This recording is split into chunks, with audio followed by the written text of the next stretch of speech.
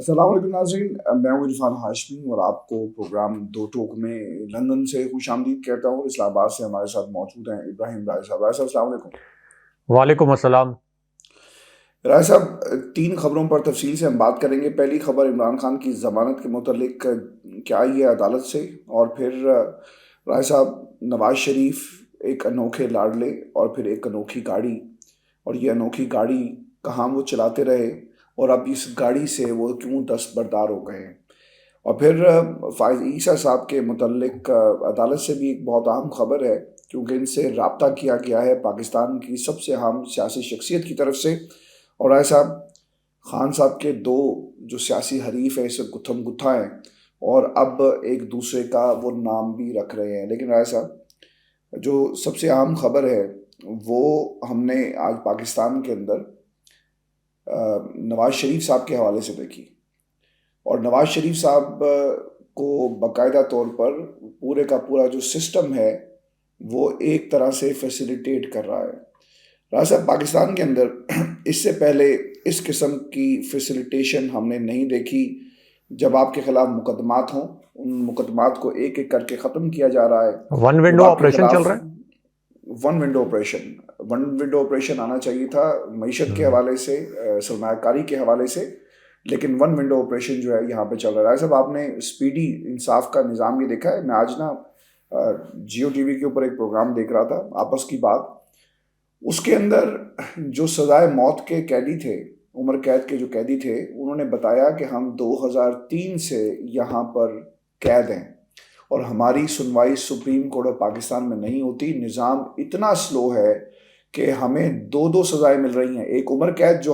ہمارا قصور بھی کوئی نہیں ہے اور ہم سمجھتے ہیں کہ ہم پروف کر سکیں گے عدالت کے اندر، اور ہماری اپیلیں سپریم کورٹ ٹیک اپ نہیں کر رہا راجہ صاحب، اور ایک نواز شریف صاحب ہے، آدھے گھنٹے میں راجہ صاحب انصاف مل رہا ہے نواز شریف صاحب کو۔ آدھے گھنٹے میں کاش ان لوگوں کو بھی انصاف مل جائے جو ان عدالتوں کی طرف دیکھ رہے ہیں۔ راجہ صاحب یہ جو پاکستان کے اندر یہ جو حالات ہیں نا، ایسا ہی لگتا ہے کہ یہ کھیل صرف اور صرف اس لیے کھیلا جا رہا ہے کہ کسی طرح ہاؤس آف شریف کے لوگوں کو اقتدار کے اندر لے کر آنا ہے۔ اچھا راجہ صاحب، میں نے نا آج ایک جو خبر تھی نواز شریف صاحب کے حوالے سے، یہ بڑی اہم تھی، اور برطانیہ کی ایک اخبار میں یہ خبر لگی، اور اس خبر کا جو تعلق ہے وہ نواز شریف صاحب کے ساتھ ہے۔ چونکہ نواز شریف صاحب نے جو عدالت میں بیان دیا وہ میں آپ کو آگے چل کر بتاتا ہوں کہ توشہ خانہ میں انہوں نے کیا کیا ہے، اور پھر ساتھ ساتھ نواز شریف کے بارے میں برطانوی اخبار کیا کہہ رہا ہے۔ برطانوی اخبار یہ کہتا ہے کہ الیکشن کمیشن پولنگ ڈے سے پہلے ہی ملک میں دھاندلی کا منصوبہ تیار کر رہا ہے۔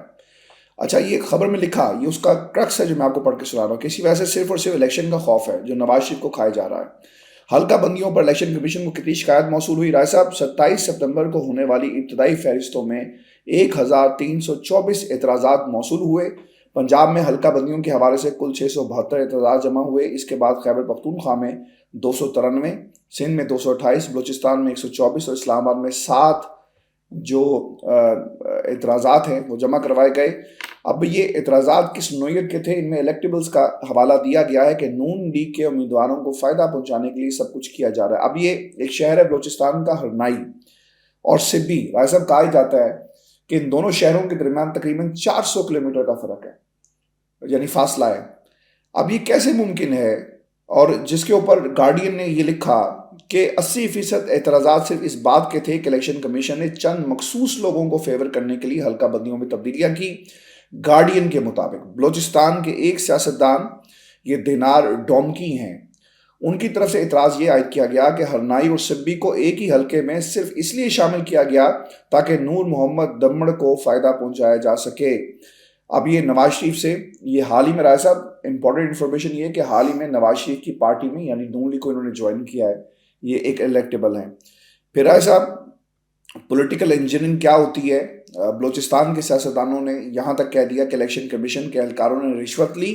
اور رشوت لے کر ایک بند کمرے میں حلقہ بندیوں کے فیصلے جو ہیں وہ کیے گئے۔ اور پھر دی گارڈین نے، رائے صاحب اہم نقطہ یہ کہا ہے کہ عمران خان پر اس وقت 200 کیسز ہیں۔ نگران حکومت نے عمران خان کا جیل ٹرائل شروع کر رکھا ہے تاکہ عمران خان کو دیوار سے لگایا جا سکے، اور نگران حکومت کو بھی پاکستان کے جو نواز شریف صاحب کے پیار کرنے والے ہیں، انہوں نے لکھا کہ انہیں وہ کنٹرول کرتے ہیں۔ دی گارڈین نے عمران خان کے سائفر کیس میں پیشی کے متعلق بھی لکھا کہ عمران خان کو اسلام آباد کورٹ کے آرڈر کے باوجود کورٹ میں پیش نہیں کیا جا رہا۔ اب آ جاتے ہیں رائے صاحب، یہ جو توشہ خانہ والا کیس ہے، آپ نے اگر اس کو پڑھیں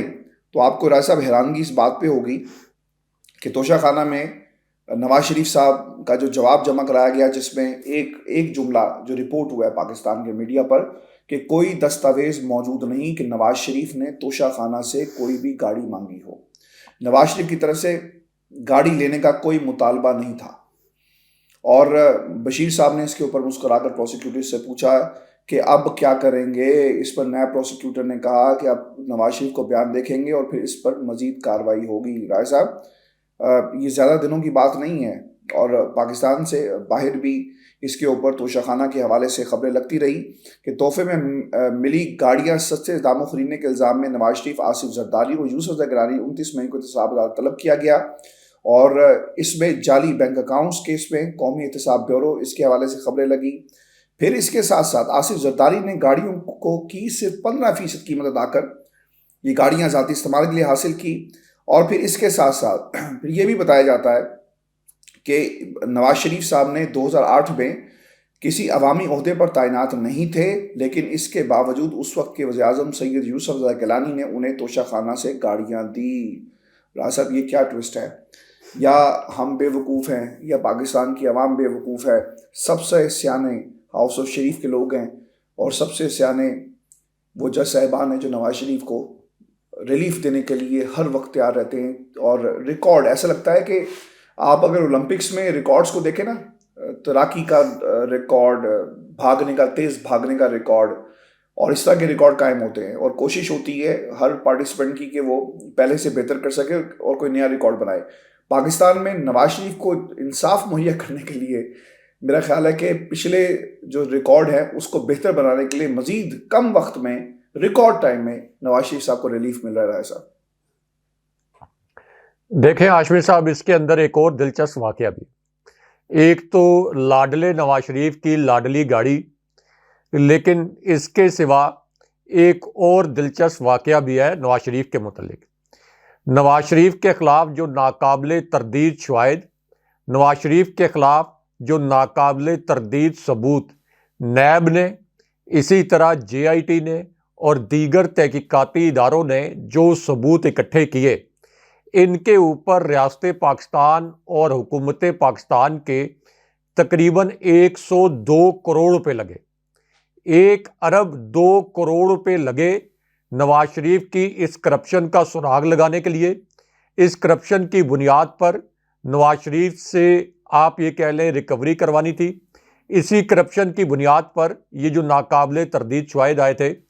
نواز شریف کو 80 لاکھ پاؤنڈ کا جرمانہ بھی کیا گیا تھا،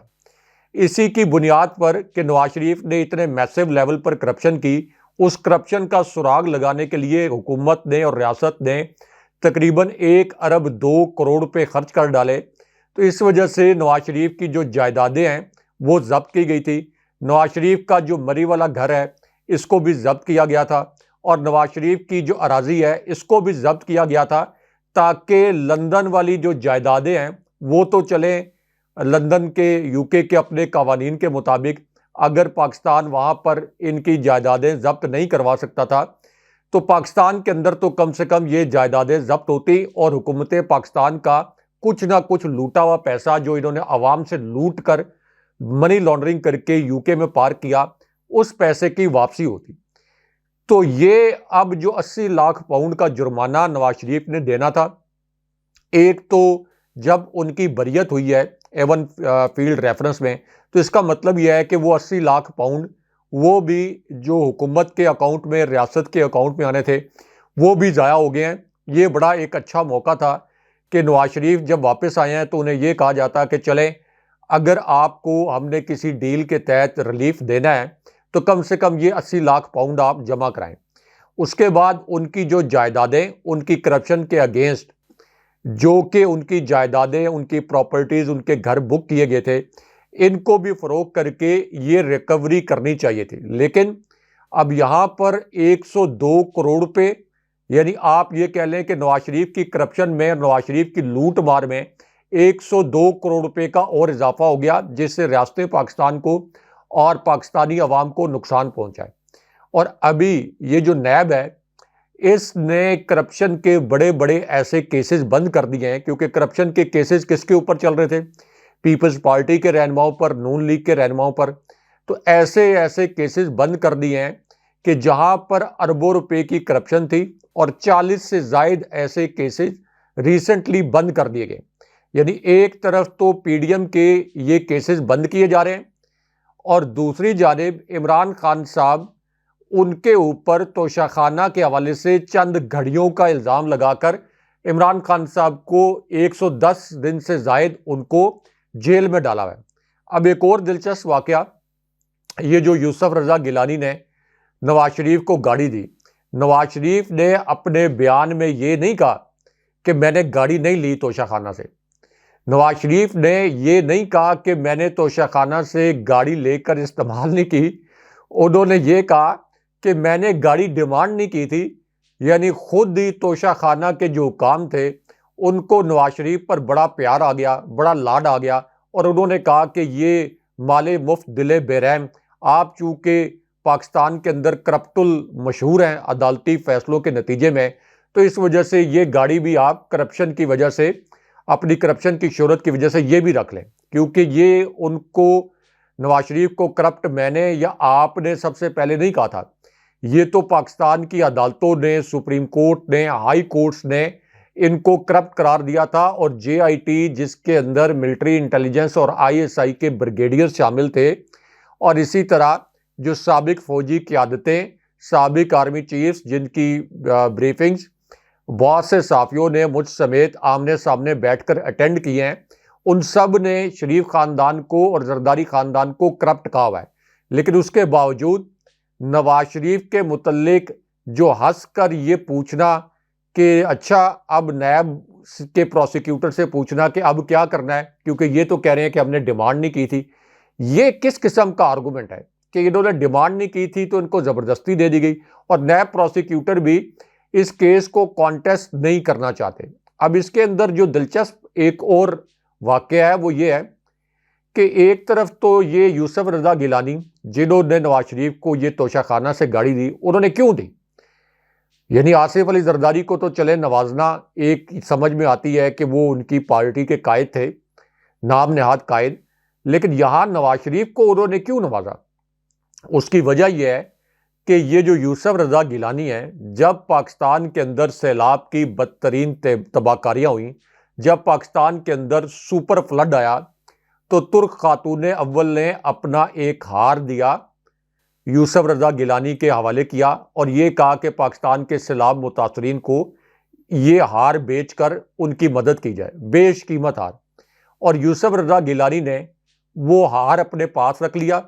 وہ متاثرین سیلاب تک نہیں پہنچایا، سیلاب متاثرین تک نہیں پہنچایا، توشہ خانہ میں جانا چاہیے تھا۔ بعد میں ایف آئی اے نے بڑی مشکل سے کئی سال کے بعد یوسف رضا گیلانی سے وہ ترک خاتون اول کا وہ ہار جو ہے وہ ریکور کیا۔ اس قدر کرپشن، یعنی آپ اندازہ کر لیں کہ بے شرمی کی آخری حد تک یہ جو پی ڈی ایم کا ٹولہ ہے، ان کے اگر آپ واقعات دیکھیں تو یہ بے شرمی کی آخری حد تک کرپشن جو ہے وہ کرتے رہے۔ اس کے بعد اینجلینا جولی، ایک مختصر سا واقعہ ضروری ہے لوگوں کو بتانا، کہ سیلاب متاثرین کی مدد کرنے کے لیے جب پاکستان آئیں، پرائم منسٹر ہاؤس ان کو بلایا گیا، یوسف رضا گیلانی پرائم منسٹر تھے، تو اینجلینا جولی نے بعد میں اپنی یادداشتوں میں یہ لکھا کہ میں پاکستان گئی، میرا خیال تھا کہ پاکستان کی پوری ریاستی مشینری، پاکستان کے پرائم منسٹر سیلاب متاثرین کی مدد کے لیے دن رات ایک کیے ہوئے ہوں گے، لیکن مجھے پرائم منسٹر ہاؤس میں تو اکیلی تھی، لیکن اتنی بڑی ضیافت کا اہتمام کیا گیا، اتنی پرتعیش ضیافت کا اہتمام کیا گیا اور اتنے لوگ بلائے گئے کہ مجھے شرمندگی محسوس ہو رہی تھی کہ یہاں پہ لوگ سیلاب سے مر رہے ہیں اور یہاں پر کس قسم کی دعوتیں اڑائی جا رہی ہیں۔ اور آخر میں انہوں نے یہ کہا کہ مجھے اس وقت بہت امبیرسمنٹ ہوئی جب یہ پتا چلا کہ یوسف رضا گیلانی نے ملتان سے چارٹرڈ طیارے کے اندر اپنی فیملی کو، چارٹرڈ طیارے کے ذریعے سرکاری خرچ پر اپنی فیملی کو امیڈیٹلی پرائم منسٹر ہاؤس اسلام آباد بلایا, اور اس وجہ سے بلایا کہ وہ میرے ساتھ سیلفیز لے سکیں. یعنی انہوں نے کہا کہ مجھے امبیرسمنٹ ہو رہی تھی کہ میری وجہ سے ریاست پاکستان کا وہ پیسہ جو کہ سیلاب متاثرین کے لیے خرچ ہونا چاہیے تھا, وہ میری وجہ سے ان کی فیملی نے چارٹرڈ ایک طیارہ جو ہے وہ بک کرا کے یہاں پہ آگے میرے ساتھ سیلفیز لینے کے لیے. تو یہ ہے ان کی ریپیوٹ, ان کی کرپشن کے جو قصے آپ نے بتائے ہیں, یہ جو آپ الیکشن کمیشن کے متعلق, یہ بھی ایک طرح کی کرپشن ہے, یہ بھی پری پول ریگنگ ہے. ادروائز ان کی کرپشن کے جو قصے ہیں وہ انٹرنیشنل جو میگزینز ہیں, انٹرنیشنل نیوز پیپرز, ان پر چھپتے رہتے ہیں. تو اس وجہ سے آصف علی زرداری کا مسٹر 10% نام بنا تھا, رکھا گیا تھا انٹرنیشنل لیول پر, اور یہ بھی ہیڈ لائنز بنی تھی کہ آصف علی زرداری کے ساتھ ہاتھ ملا لیں. تو یہ بھی نہیں پتہ چلتا بعد میں کہ ہاتھ بھی دیکھنا پڑتا ہے کہ آصف علی زرداری نے چوری تو نہیں کر لیا. تو یہ ون ونڈو آپریشن اس وقت چل رہا ہے. نواز شریف کو ایک طریقے سے ایک طرف وہ منی لانڈرنگ ہے, اور دوسری جانب یہ ان کو لانڈری میں ڈالا ہوا ہے تاکہ ایک طریقے سے ڈرائی کلین ان کو کیا جائے. اور اس میں ہاشمی صاحب دھڑا دھڑ اس طرح سے فیصلے آ رہے ہیں, یعنی عمران خان صاحب کے متعلق فیصلے محفوظ کر لیے جاتے ہیں, ایسے محفوظ کیے جاتے ہیں کہ ایسے لگتا ہے کہ جیسے وہ احرام مصر کے دور کی جو ممیز ہیں ان کو محفوظ کر دیا جاتا تھا اور پھر صدیوں ان کو دوبارہ سے ڈسکوری نہیں کیا جاتا تھا یا دوبارہ نکالا نہیں جاتا تھا. تو اس طرح سے عمران خان صاحب کے متعلق فیصلے محفوظ کر دیے جاتے ہیں. لیکن یہاں پر ایکسپریس جسٹس جو ہے نام نہاد, یہ نواز شریف کے نام کیا جا رہا ہے. کم سے کم آپ نے اگر کسی ڈیل کے تحت نواز شریف کی یہ سزائیں معاف کرنی ہیں تو عوام کا لوٹا وہ جو پیسہ ہے جو واپس آ سکتا ہے وہ تو نواز شریف سے نکلوا لیں. آپ نواز شریف کو جیل میں نہ ڈالیں, لیکن عوام کے جیبوں پہ ڈاکہ ڈال کے نواز شریف نے جو پیسہ لوٹا ہے وہ تو نکلوا لیں. تو اس لیے یہی اسلام آباد ہائی کورٹ ہے, ایک دن میں عمران خان صاحب کا کیس لگتا ہے, سارے فیصلے عمران خان صاحب کے خلاف. دوسرے دن نواز شریف کا کیس لگتا ہے, سارے جو فیصلے ہیں وہ نواز شریف کے حق میں. اسی وجہ سے میں یہ کہتا ہوں کہ یہ ناکام ریاستوں میں بھی ناکام ترین ریاست ہے. پوری دنیا میں آپ کو اتنی اندھیر نگری دنیا کے کسی اور ملک میں نہیں ملے گی. شرمناک قسم کا یہ ایک ملک ہے, شرمناک قسم کی ایک ریاست ہے. راج صاحب, نون لیگ گتھم گتھا ہو گئی ہے اور بہت زور زور سے آوازیں آ رہی ہیں, اور جس کونے پر یعنی کہ جس دھڑے پر نون لیگ کے ہم دیکھتے ہیں وہاں پر صرف لڑائی کا منظر ہے, اور چھوٹی چھوٹی لڑائیاں نہیں بلکہ خوفناک لڑائیاں یہ بنتی جا رہی ہیں, اور یہ صرف پارٹی میں جو جس کا مقام ہے اسے نہ ملنے کے نتیجے میں یہ لڑائیاں جو ہیں وہ کی جا رہی ہیں. راج صاحب, انٹرسٹنگ فیکٹ یہ ہے کہ دھڑے بنتے ہیں لیکن دھڑے پبلکلی آ کر نہیں لڑتے. دانیال عزیز صاحب اور جو پارٹی کے جنرل سیکرٹری احسن اقبال صاحب ہیں, اب ان کی لڑائی سر عام ہو رہی ہے, گلی میدانوں میں ہو رہی ہے, چوراہوں میں ہو رہی ہے, ٹی وی پر ہو رہی ہے, اور بیان بازی جو ہے وہ دھڑا دھڑ ہو رہی ہے. اب دانیال عزیز صاحب نے کیا کہا, اپنی ہی پارٹی کے سیکرٹری جنرل احسن اقبال صاحب کو تنقید کا نشانہ بناتے ہوئے وہ یہ کہتے ہیں کہ انہیں مہنگائی کا جو اصل ذمہ داری ہے وہ مہنگائی کی احسن اقبال پر عائد ہوتی ہے. ایک بیان دیا انہوں نے کہ احسن اقبال بلدیاتی حکومتوں کے بارے میں خود کو عقل کل سمجھتے ہیں. احسن اقبال کو مقامی حکومتوں سے متعلق تقریر جھاڑنے سے پہلے جواب دینا چاہیے کہ وہ جب گزشتہ دور حکومت میں پرائس مانیٹرنگ کمیٹی کے چیئرمین تھے تو ریکارڈ توڑ مہنگائی پر قابو کیوں نہ پا سکے. دانیال عزیز یہ بھی کہتے ہیں کہ اس نااہلی کی وجہ سے ہماری حکومت عوامی سطح پر مکمل ناکام ہو گئی تھی. ہماری پارٹی مسلم لیگ نون مہنگائی کو کم رکھنے کا بہت اچھا ریکارڈ رکھتی تھی, لیکن مہنگائی کی وجہ سے ہماری پارٹی کی ساکھ کو شدید نقصان پہنچا. پھر اس پر یہ بھی کہا کہ غریب عوام کو کمر توڑ مہنگائی کا سامنا کرنا پڑا جو احسن اقبال کی مکمل نااہلی اور ناکامی تھی. پارٹی نے مہنگائی کا نوٹس لیا ہوتا تو ناکامی پر یقیناً احسن اقبال کو برطرف کر دیا جاتا. اور پھر الیکشن سر پر ہے, پارٹی مہنگائی کا نوٹس نہ بھی لے تو عوام ہر حال ملیں گے. اب وہ ووٹ کو جاری مہنگائی سے جوڑ رہے ہیں جس کی ذمہ دار احسن اقبال ہے, کیونکہ رائے صاحب مہنگائی لیگ نون لیگ کو کہا گیا بلاول نے یوم تاسیس کے موقع پر, اور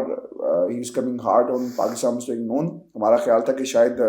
جو تصویر سامنے آئی دونوں باپ بیٹے کی تو شاید فضا جو ہے وہ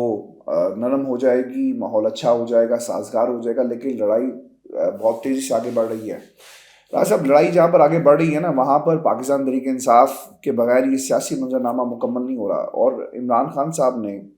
اب چیف جسٹس قاضی فائد عیسیٰ صاحب کو خط لکھ دیا اور کچھ مطالبات کیے ہیں۔ عمران خان نے انصاف کی جو اپنا خط لکھا اس میں مطالبات کیا تھے، وہ یہ کہتے ہیں کہ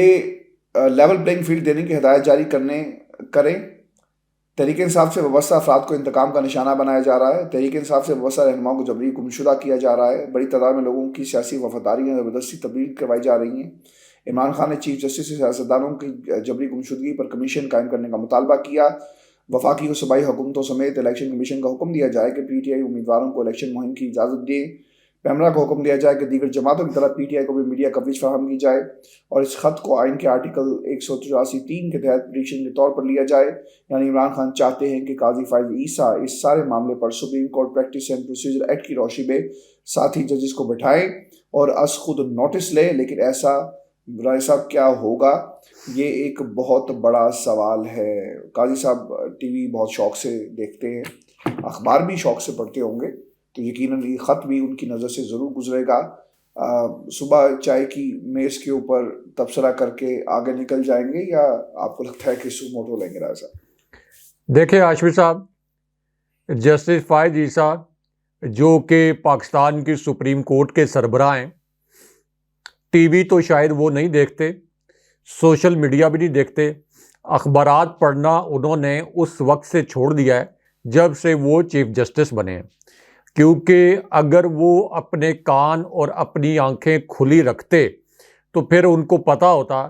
کہ تحریک انصاف کے کتنے رہنماؤں کو اغوا کر کے ان کا جبری انٹرویو ہے۔ ان کو یہ بھی پتہ ہوتا کہ ان کی ہائی کورٹس کے جو جج صاحبان ہیں وہ تحریک انصاف کے رہنماؤں کی رہائی کے متعلق فیصلے دے رہے ہیں،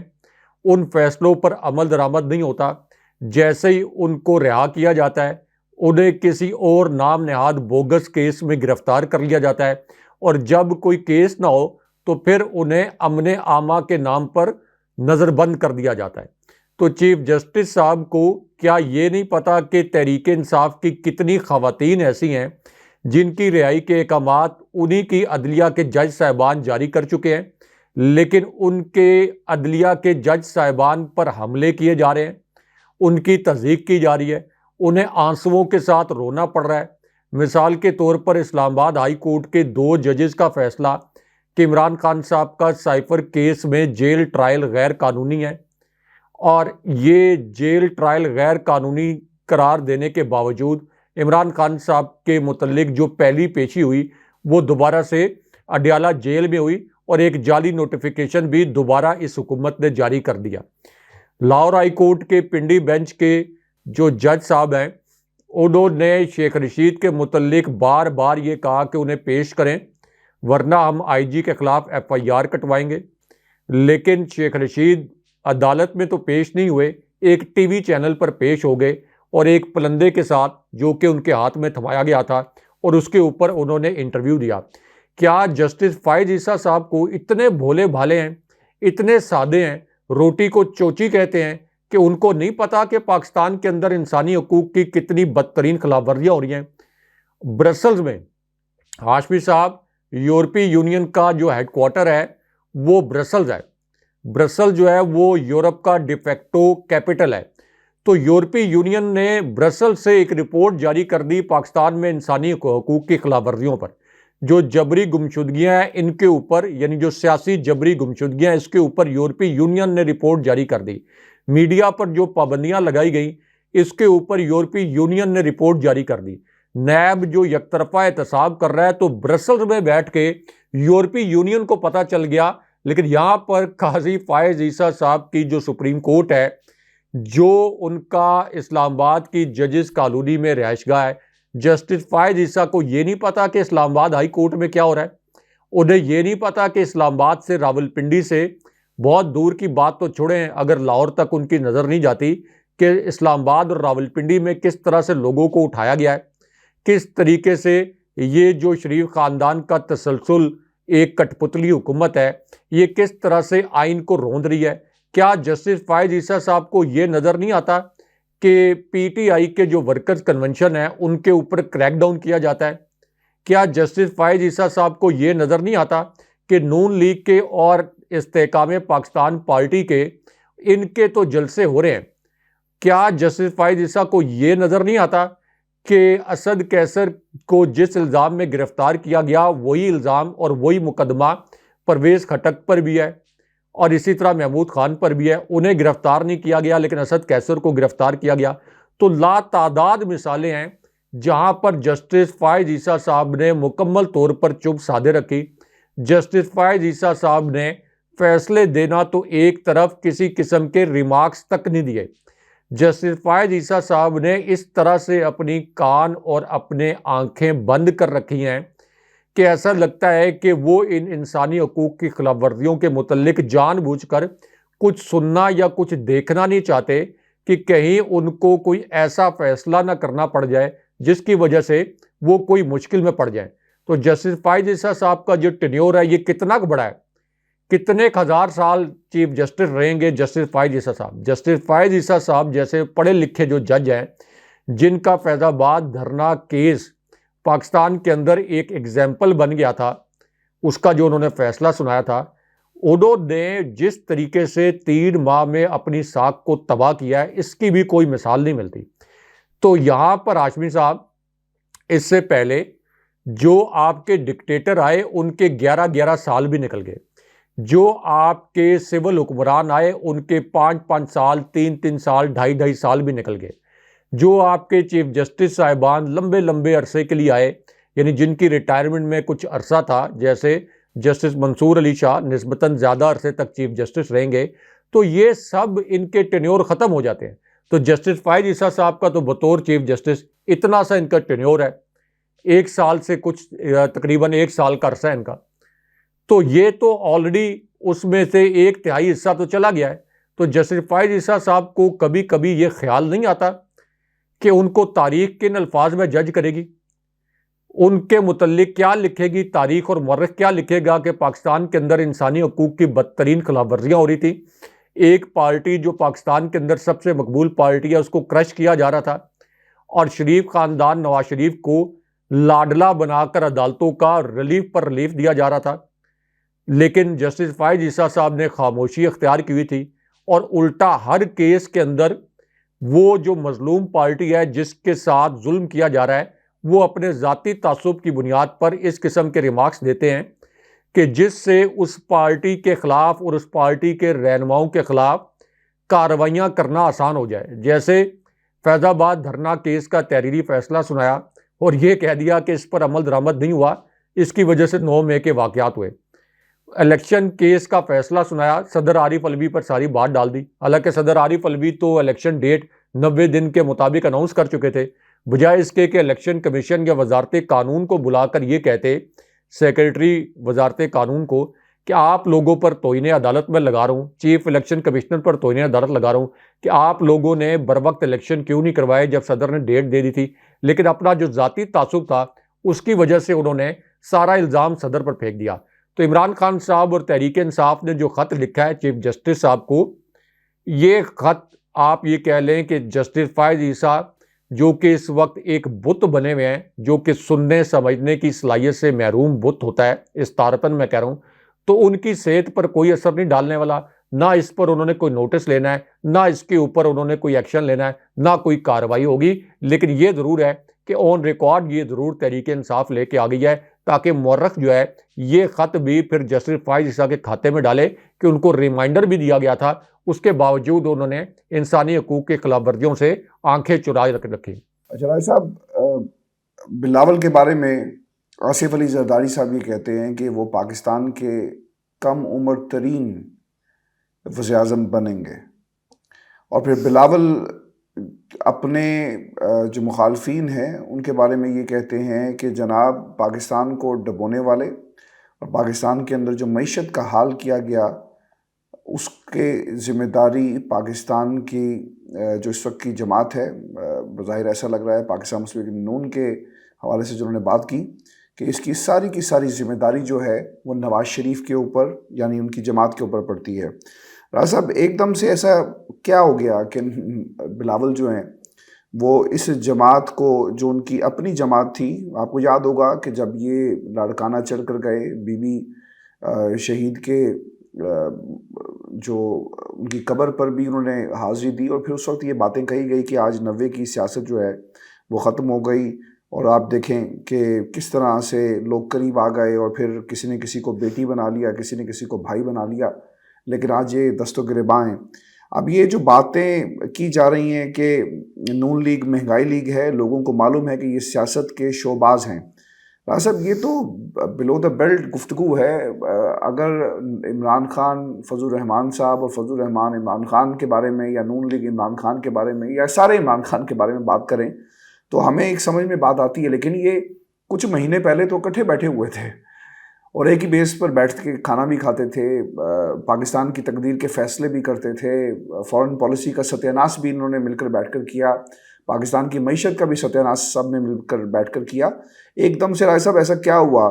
کہ نفرت، سیاسی انتقام، تقسیم، سب کچھ جو ہے وہ ایک میز پر ہمیں نظر آ رہا ہے؟ آپ کو کیا لگتا ہے رائے صاحب اس کی کیا وجہ ہو سکتی ہے؟ کیوں یہ ہمیں چھوٹے چھوٹے ایپیسوڈز ہیں وہ نظر آ رہے ہیں، بلاول کے بھی، ان کی اپنی جماعتوں کے اندر بھی، اور پھر جو اہم اس میں ایک ڈیولپمنٹ ہوئی وہ بھی میں سننے والوں کے ساتھ شیئر کر دوں کہ رائے صاحب خان صاحب کے جو نااہلی والا معاملہ ہے، اس کے اوپر اسلام آباد ہائی کورٹ کے 2 رکنی بینچ عامر فاروق اور جسٹس طارق محمود جہانگیری نے اپنا فیصلہ محفوظ کر لیا ہے، اور 8 اگست کو الیکشن کمیشن کی جانب سے نوٹیفیکیشن جاری کیا گیا۔ الیکشن کمیشن نے ٹرائل کورٹ کے فیصلے کے تناظر میں نااہل قرار دیا، اور اس کے اوپر اب فیصلہ جو ہے وہ جاری کیا گیا ہے۔ کھوسا جو ہیں لطیف، عمران خان کے لطیف کھوسا صاحب، توشہ خانہ کیس میں وہ یہ کہتے ہیں کہ ٹرائل کورٹ نے کا فیصلہ معطل کرنے کی جو استدعا کی گئی ہے، اس پر ہماری عدالت سے درخواست ہے کہ اس پر فیصلہ سنایا جائے اور اسے محفوظ نہ کریں۔ رائے صاحب آپ کو کیا لگتا ہے کہ یہ انٹرا پارٹی کا الیکشن کا انتظار کر رہے ہیں کہ ادھر سے رزلٹ آ جائے تو پھر یہ فیصلہ سنایا جائے، اور پھر بلاول والی بات؟ دیکھیں عاشور صاحب، یہ جو فیصلہ اسلام آباد ہائی کورٹ میں محفوظ ہوتا ہے، یہ لفظ جب بھی استعمال کیا جاتا ہے تو اس کا مطلب یہ ہوتا ہے کہ عمران خان صاحب کے لیے یہ فیصلہ غیر محفوظ ہے۔ یہ بالکل اسی طرح ہے جیسے خاتون جج کے کیس میں، جو کہ اس سے پہلے اسلام آباد ہائی کورٹ اس کو ختم کر چکی تھی، اس کے باوجود عمران خان صاحب کی بریت کی درخواست جو ہے اس کے اندر مسترد کر دی گئی۔ اب یہاں بھی یہ فیصلہ ایک تو اسی طرح غیر محفوظ رہے گا، اس وجہ سے کہ اگر عمران خان صاحب کی نااہلی، چونکہ ان کی سزا تو معطل ہو چکی ہے توشہ خانہ کیس میں، جو ایک جعلی کیس ان پر بنایا گیا تھا، ضمانت بھی ہو چکی ہے، اگر ان کی نااہلی جو کہ اسی فیصلے کے ساتھ ختم ہونی چاہیے تھی، اب اگر ان کی نااہلی ختم کر دی جائے انٹرا پارٹی الیکشن سے پہلے، تو اس کا مطلب یہ ہوگا کہ عمران خان صاحب پھر اپنی پارٹی کے چیئرمین بن جائیں گے۔ اس سے کوئی فرق تو نہیں پڑتا، سب کو پتہ ہے کہ عمران خان صاحب بھی چیئرمین ہیں، اور بیرسٹر گور کے متعلق کچھ اہم معلومات بھی ہیں، وہ بھی اگلے پروگرام میں شیئر کریں گے، لیکن اس سے یعنی عمران خان صاحب کے چیئرمین رہنے سے یا نہ رہنے سے کوئی فرق نہیں پڑتا، لیکن چونکہ عمران خان صاحب کو اور تحریک انصاف کو ٹارگٹ کرنا ہے، اس لیے انٹرا پارٹی الیکشن کے بعد ہی اس کا فیصلہ سنایا جائے گا۔ اور زیادہ خدشہ یہ ہے کہ عمران خان صاحب کی نااہلی ختم نہیں کی جائے گی، اور اگر ختم کی بھی گئی تو اس وقت یہ انشور کر لیا جائے گا کہ سائپر کیس میں 9 مئی کے واقعات کے حوالے سے جو کیسز ہیں، یا کسی اور کیس میں عمران خان صاحب کو کنوکٹ کر کے اس میں عمران خان صاحب کو نائل کر دیا جائے۔ بلاول زرداری کے متعلق کوئکلی کہ بلاول زرداری اگر یہ سمجھتے ہیں کہ نون لیگ صرف نون لیگ مہنگائی کی ذمہ دار ہے، تو بلاول زرداری تو پاکستان رہے نہیں ہیں، وہ تو عالمی دوروں پر رہے ہیں۔ پاکستان کے دورے پر تو کبھی کبھار وہ آتے تھے جب وہ وزیر خارجہ تھے، تو اس وقت وہ الگ ہو جاتے، وزارتوں کے مزے بھی انہوں نے لوٹے، نون لیگ کے ساتھ مل کر لوٹ کھسوٹ کی، لوگوں پر عوام کا مہنگائی کا قہر نازل کیا، اور اب جب ان کو پتہ ہے کہ لوگ ووٹ کی طاقت سے ان سے انتقام لینے کے لیے تیار ہیں، تو اب وہ لوگوں کو یہ بتا رہے ہیں کہ جو آپ نے انتقام لینا وہ نون لیگ سے لیں، ہم سے نہ لیں۔ لیکن لوگوں میں شعور آ گیا ہے، لوگ اپنے ووٹ کی طاقت سے ان دونوں جماعتوں کو عبرت کا نشان بنا دیں گے سیاسی طور پر۔ بہت شکریہ رائے صاحب، یہ شو تھا آج کا ہمارا۔ اپنے کمنٹس بھیجیے گا، چینل کو ضرور سبسکرائب کیجیے گا، اجازت دیجیے۔ اللہ نگہبان. اللہ نگہبان.